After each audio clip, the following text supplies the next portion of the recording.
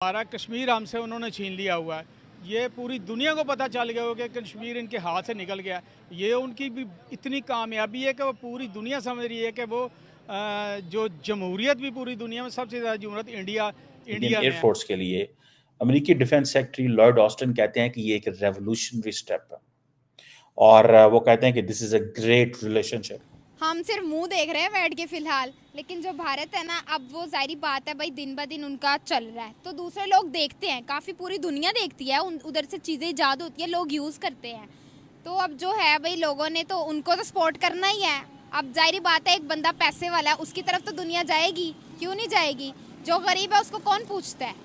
अब जिसके पास वो बाबा है, बस उसी तरफ लोगों ने जाना है, नहीं तो नहीं। इंडियंस ने अपना ये ट्रस्ट बिल्ड किया है और ये कोई बहुत पुरानी बात नहीं है। With in last 10 to 15 years उन्होंने ये अपना ये इमेज बिल्ड किया इंटरनेशनल मीडिया पे। ठीक है, उन्होंने अपने जो भी इन्वेस्टर वहाँ पे आए उन्होंने खुद इनवाइट किया। एलन मस्क जो कि ट्विटर के ओनर हैं, उनका आज कहना है कि हम इंडिया को सिक्योरिटी काउंसिल का परमानेंट मेंबर बनाना चाहते हैं। यूएसए ने भी आगे से उनकी जवाब का कहा कि हाँ भाई, हम इस पे तवज्जो दे सकते हैं, इंडिया को बनना चाहिए परमानेंट काउंसिल का सिक्योरिटी मेंबर का जो है परमानेंट मेंबर। अब आप मुझे बताइएगा, क्या लगता है कि टेस्ला भी इंडिया चली गई, अब स्टारलिंक भी इंडिया जा रहा है, बड़ी बड़ी इन्वेस्टमेंट इंडिया जा रही है, पाकिस्तान को क्यों नहीं। एलन मस्क ने एक ट्वीट की थी, कहा था कि भारत को यूनाइटेड नेशंस में परमानेंट सीट मिलनी चाहिए। अभी जो खबर सामने आ रही है वो एलन मस्क के स्टेटमेंट को सपोर्ट किया है। यूएस की गवर्नमेंट ने ये बोला है कि इंडिया वाकई डिजर्व करता है कि उन्हें यूनाइटेड नेशंस में परमानेंट सीट मिले। एलन मस्क ने भी अपने स्टेटमेंट को दोबारा दोहराते हुए कहा है कि इंडिया इस चीज़ का हकदार। हेलो, जय हिंद दोस्तों, एसपी न्यूज़ 91 में आपका स्वागत है। दोस्तों मैं आपको बता दूं कि इलोन मस्क जो कि टेस्ला कंपनी के ओनर हैं, और अभी आपको पता ही है कि अब जो टेस्ला कंपनी है, इलोन मस्क है, वो मतलब भारत में भी इन्वेस्ट करेंगे और भारत में उनकी फैक्ट्रियां जो हैं स्टार्ट बननी शुरू हो गई हैं। अब भारत से भी जो है उनकी पार्टनरशिप व्यापार शुरू हो गया है। अभी उन्होंने एक ट्वीट किया है जो कि पहले भी किया था, लेकिन उस ट्वीट को दोबारा दोहराते हुए उन्होंने साफ साफ तौर पर ये कहा है कि हम भारत को यूएनएससी में, यानी कि यूनाइटेड नेशन में परमानेंट सीट देना चाहते हैं, और जो भारत है वो यूएनएससी की परमानेंट सीट का हकदार है। मैं आपको बता दूं कि वीटो पावर तो आज से बहुत साल पहले भारत को मिल जाती, लेकिन कहीं ना कहीं जो चीन है, चीन जो वीटो लिए बैठा है, ये 5 जो देश हैं, इनमें रशिया भी तैयार है और सभी देश तैयार हैं, लेकिन इनकी सहमति ज़रूरी है सभी 5 देशों की, जिसमें कि चीन कहीं ना कहीं टांग अड़ा देता है, जिसकी वजह से जो भारत है उसको यूएनएससी में परमानेंट सीट नहीं मिल पाती। कुछ इस तरीके की बात है। पहले जब भी कभी यूएनएससी में परमानेंट सीट की बात हुई तो चीन ने अपनी औकात दिखाई, और इसी वजह से आज तक जो भारत है यूएनएससी में परमानेंट सीट नहीं ले सका। लेकिन अब चर्चा चल रही है और कहीं ना कहीं देखा जाए तो अब भारत को यूएनएससी में परमानेंट सीट मिलेगी। अब पाकिस्तानी मीडिया क्या रिएक्शन दे रही है, तो आइए दोस्तों वीडियो को स्टार्ट करते हैं। किया जा रहा पाकिस्तान को इसलिए सपोर्ट नहीं किया जा रहा क्योंकि पिछले 4 सालों में पाकिस्तान का बेड़ा गर्क कर दिया मैशत का, और पाकिस्तान के जो दोस्ताना ताल्लुकात है सबको उन्होंने नाराज़ कर दिया हुआ है, और उसके मुकाबले में इंडिया जगह जगह पे, हर जगह पे सरवाइव करता जा रहा है और हम पीछे हटते जा रहे हैं, जिसकी बेसिक वजह यही है। इसलिए वो प्रमोट कर रहे हैं इंडिया को कि उसको हम इसका मेंबर बनाना चाहते हैं।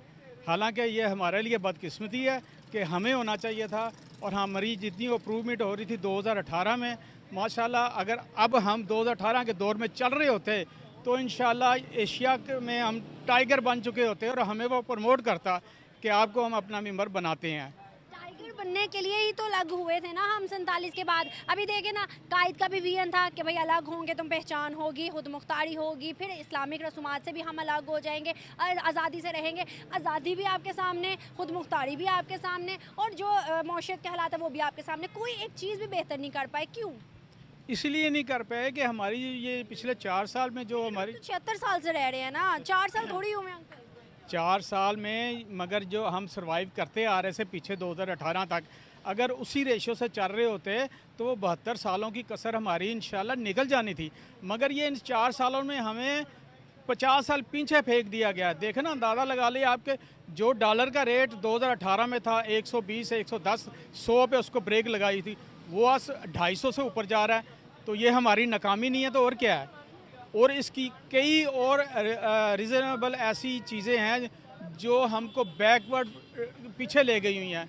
ये हमारी नाकामी की यही वजह है, इसलिए हम इम्प्रूव नहीं कर रहे। क्या आपको लगता है कि जहां हमें 76 साल हुए, हमने अपने हालात देख लिए आज, उसी 76 सालों में इंडिया ने A to Z अपने आप को मतलब ऊपर लेके जाया गया है? अगर हम देखें तो इंडिया की मौशियत भी हमारे सामने, इंडिया की जो जॉब्स रेशो है, पॉवर्टी रेशो है, वो भी मतलब पॉवर्टी जो है वो नीचे से नीचे जाती है, गुर्बत ख़त्म होती जा रही है उनके मुल्क से, इन्वेस्टमेंट भी आ रही है। क्या ऐसी चीज़ें हैं जिनको उन्होंने अपनाया और 76 साल बाद आज वो एशिया के टाइगर वो माने जा रहे हैं? हाँ जी, वो देखे ना, ये एक वो आईटी है, आईटी का उनको मेंबर बना दिया गया है माशाल्लाह। वो यानी कि पूरी दुनिया से मुंसलिक हैं वो इस वक्त। तो यही रीज़न बना है कि वो हर जगह पे सर्वाइव कर रहे हैं, उनकी मईशत भी अच्छी जा रही है, उनकी पब्लिक उनको बहुत सपोर्ट करती है। और प्राइम मिनिस्टर देख लें, आपको पहली दफ़ा वही मुंतखब हुआ, दोबारा भी वही मुंतखब हुआ। इसका मतलब ये था कि वो प्राइम मिनिस्टर सही काम कर रहा था, उनकी पब्लिक समझ रही थी कि काम सही कर रहा है, तो इसलिए प्रमोट किया गया और वो आगे से आगे निकल रहे हैं। लेकिन मोदी दूसरी दफ़ा नहीं, अब तीसरी दफ़ा भी आ रहे हैं। यहाँ बैठ के हम गालियाँ देते हैं मोदी को कि मोदी मुसलमानों के खिलाफ है। भाई वहाँ पर मुसलमानों की हमसे ज़्यादा मेजोरिटी है, उन मुसलमानों ने दोबारा मोदी को सिलेक्ट कर लिया है अपने लिए। वहाँ पर मुसलमान भी तो हमसे ज़्यादा है ना। तो आपको नहीं लगता कि कहीं ना कहीं हम अपने आप को बुरा और अपने आप को बेवकूफ़ बना रहे हैं दूसरों को बुरा कहते हुए? बिल्कुल ऐसा ही है। ये देखें ना, हमारा कश्मीर हमसे उन्होंने छीन लिया हुआ है। ये पूरी दुनिया को पता चल गया हो कि कश्मीर इनके हाथ से निकल गया। ये उनकी भी इतनी कामयाबी है कि वो पूरी दुनिया समझ रही है कि वो जो जमहूरियत भी पूरी दुनिया में सबसे ज़्यादा जमहूरियत इंडिया में है, और वो सर्वाइव कर रहे हैं और कामयाब होते जा रहे हैं, और हम पीछे हटते जा रहे हैं। कश्मीर की बात किया, खुद देखें ना, एक बेवकूफ़ को भी पता चल जाता है कि क्या सही और क्या सही नहीं है। अब देखें ना, हमारा कश्मीर उनके कश्मीर का, किसी एक अनपढ़ जाहिल को भी कहे ना कि दोनों में कौन सा ज़्यादा तरक्की याफ्ता है, कौन सा ज़्यादा संवरा हुआ लग रहा है, कौन सा ज़्यादा बेहतरीन लग रहा है, तो वो बता देगा कि वहाँ पर डेवलपमेंट कितनी है, यहाँ पर डेवलपमेंट। तो भाई हम पाकिस्तानियों को क्यों नहीं समझ आ रहा? हम अपने ऊपर तवज्जो देने के बजाय इंडिया को कब तक टारगेट करते रहेंगे? हम, आपको नहीं लगता कि हम खुद को बेवकूफ़ बना रहे हैं? इंडिया कश्मीर बनेगा पाकिस्तान, इस तरह के नारों को जिंदा रख के हम अपने ही आपको अंदर से लेवल चल रहा है उनका, तो देखिए अब कौन क्या होता है। अब देखें क्या होता है। लेकिन चाइना का क्या बनेगा अगर ये परमानेंट सीट मिल गई भारत को? तो भाई चाइना फिर भाई बैठे, अगर परमानेंट भारत को मिलती है तो मिले, वो डिजर्व करता है तभी तो उसको मिल रही है। अगर गवर्नमेंट ने भी ऐलान किया कि भाई उसको देनी है तो दे दो। ऐसा क्या है भारत के अंदर? भारत अपनी लेवल रख रहा है, वो दिन ब दिन तरक्की कर रहा है। वो एक मिनट भी अपनी आंख नहीं बंद करेगा, यानी कि उसने अपनी सांस लेनी, उसने अपने मुल्क को आगे लेके जाना है, वो नहीं पीछे बैठ। आगे ले जाने के लिए क्या कर रहे हैं? मेरा मकसद वही है आपसे पूछना। आगे ले जाने के लिए क्या करते हैं भाई? अपनी ज़्यादा से ज़्यादा लॉन्चिंग उनकी हो रही है, ज़्यादा से ज़्यादा चीज़ें मैन्युफैक्चर हो रही हैं, और उनके अंदर एक इखलाक, एक तरह पता चलता है भाई, लोगों को देख के पता चलता है वो ये चीज़ें करते हैं, तो वो इतना उनको गवर्नमेंट भी उनको दे रही है, तो जाहिर बात होगा कुछ। आपकी नज़र में उनको परमानेंट सीट मिलनी चाहिए या नहीं? मिलनी चाहिए, मिलनी चाहिए, क्यों नहीं मिलनी चाहिए, बिल्कुल मिलनी चाहिए। क्या बात है। चलिए जी, थैंक यू सो मच। वैसे अच्छी बात है, उनको मिलना भी चाहिए क्योंकि वो डिज़र्व भी करते हैं कि भारत वाले कि उनको एक परमानेंट तरीके से मिलना चाहिए, क्योंकि उनका टैलेंट, उनकी हर चीज़ हाई लेवल पे जा रही है। क्या हाई लेवल पे जा रहा है? मतलब सब कुछ हाई लेवल पे जा रहा है। जो हमारे पाकिस्तान में चीज़ें लॉन्च नहीं है वो इंडिया में हो चुकी हैं।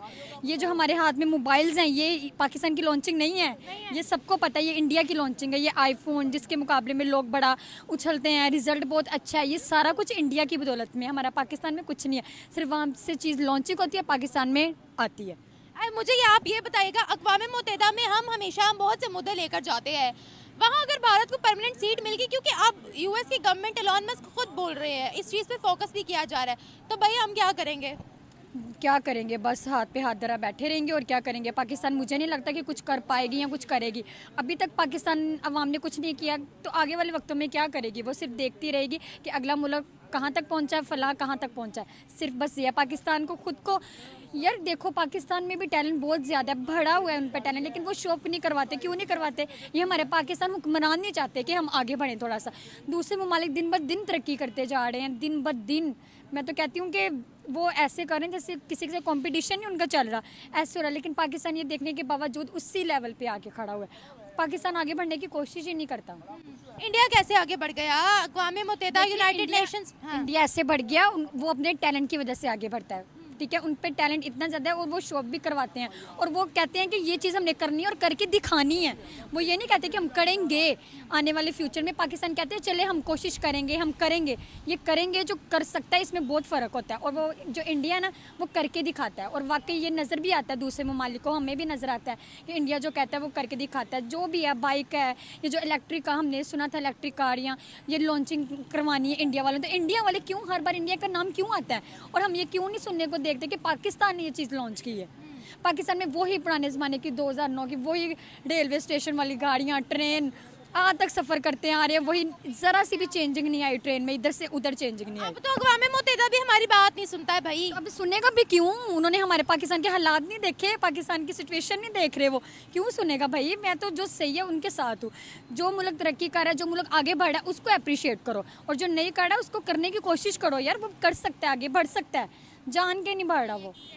अच्छा ये बताएं, चाइना की तो वैसे बड़ी लगती है भारत के साथ, है ये मौका? मैं तो कहती हूँ जैसे इंडिया भारत वालों को कहा है ना कि ये परमानेंट सीट मिलनी चाहिए, चाइना ने सुनना है ना, उन्होंने बस ना उनका पाड़ा हाई हो जाना कि भाई उनको क्यों मिलनी चाहिए, हमें मिले। हर ममालिक ये चाहता है कि हमें मिले सीट परमानेंट, दूसरे ममालिक को क्यों मिले? हर किसी की अपना कॉन्फिडेंस है, अपना लेवल है हर किसी का, तो जो मेहनत करता है उसको फल ज़रूर मिलता है इस चीज़ का।